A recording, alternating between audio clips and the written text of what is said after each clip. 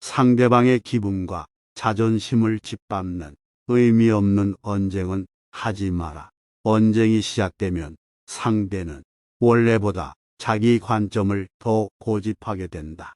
사실 언쟁은 아무런 의미도 없다. 언쟁에서 졌다면 할 말이 없다 한편 상대방을 이겼다 한들 무슨 소용이 있으랴. 일시적으로 이겼다는 생각에 기분이 좋을 순 있지만 그 쾌감은 오래가지 못한다 뿐만 아니라 언쟁에서의 승리는 상대방의 자존심을 짓밟은 대가로 얻은 것이다. 남의 체면을 깎아서 얻은 승리 때문에 상대로부터 원한을 사서 자신에게 해를 끼칠 수 있다. 상대방과 논쟁할 때는 두 가지 결과를 생각해 봐야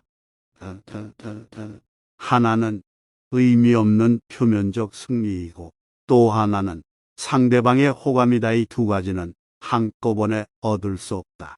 그렇다면 우리가 진정으로 원하는 것이 무엇인지 곰곰이 생각해 봐야 한다. 겸허한 태도로 마음을 연다고 자만하지 말고 다른 사람의 비평을 기꺼이 받아들이고 자기 잘못을 바로잡아서 넓은 마음으로 타인의 장점을 흡수해야만 자신의 장점을 더욱 향상시킬 수 있다. 사실 이것은 말은 쉬워도 실천에 옮기기는 어려운 복무이다. 겸손이야말로 삶에서 가장 성실한 태도다. 세상은 크고 넓어서 온갖 기이한 일들이 많이 일어난다. 그 속에서 개인은 아무리 힘이 세고 영리하다 해도 우주 속의 작은 먼지일 뿐이다. 때와 장소를 가려라. 지혜로운 이는 자신의 능력을 함부로 쓰지 않는다. 똑똑한 척하는 사람은 아무 때나 자신의 얄팍한 잔재주를 보이며 허점을 만들지만 영리한 사람은 언제 자신의 재능을 발휘해야 할지 때와 장소를 가릴 줄 안다. 경거망동한 운신은 괜한 화를 부르기 쉽다. 아첨하는 이를 곁에 두지 마라. 괜한 시비로 다른 이의 원망을 사는 건 어리석은 행동이다. 상대의 기분을 적절히 맞추는 처세는 중요하다. 다만 신의가 있는 인간관계에선 이것을 주의할 필요가 있다. 친구의 결점을 알고도 말하지 않는다면 이것은 친구의 의무를 저버린 행위다. 묵자는 평소 진심으로 친구를 책망하고 꾸짖는 이가 있다면 그가 바로 인생의 스승이자 진정한 친구라 했다. 겸허한 태도로 마음을 열어라. 양쯔강과 황하는 작은 물줄기를 마다치 않아 큰 강을 이뤘다. 묵자는 이렇게 다른 사람의 작은 비평도 기꺼이 받아들이는 태도야말로 타인의 장점을 흡수해 정진하는 가장 빠른 길이라 했다. 겸손은 삶에서 가장 중요한 태도다. 제 아무리 뛰어난 이도 이 세상에 비하면 보잘것없을 뿐이다.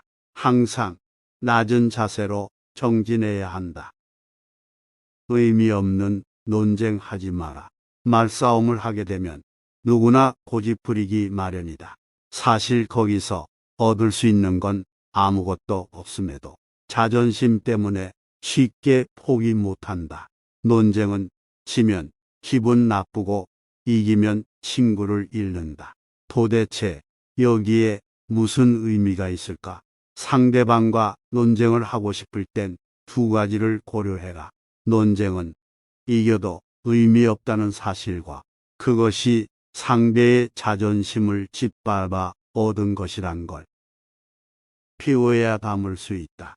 가득 차 있는 곳엔 어떤 새로운 것도 담을 수 없다. 자의식 과잉은 수많은 번뇌의 시작이다. 지나치게 내 안을 나로 가득 채우면 피곤함에 시달려 자신과 남에게 예민하게 군다. 자아가 가득 찬 사람에겐 타인이 들어올 공간이 없다. 항상 어느 정도 나를 비워두는 여유가 필요하다. 소인을 피하라. 군자는 소인과 친구는 되지 않더라도 소인을 대처하고 피할 줄 알아야 한다. 묵자는 사람을 크게 군자와 소인으로 나누며 소인의 위험성을 경계했다. 소인은 반드시 주변 사람을 음해함으로 상대하기보단 피하는 쪽이 좋고, 만약 적을 만들더라도 군자보단 소인 쪽이 훨씬 위험하다. 군자와 달리 소인은 그 옹졸함으로 평생 다른 이를 괴롭히기 때문이다. 자랑하지 마라.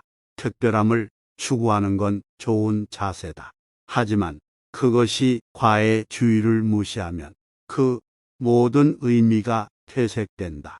세상에는 소인이 많아 겸손하지 않으면 반드시 질투를 받게 된다. 적은 수라도 그 위험성을 가늠할 수 없다. 소인의 공격 대상이 되지 않게 자신을 감추고 보호할 필요가 있다. 예부터 지혜로운 이는 빛을 감추고 우둔함을 보인다고 했다.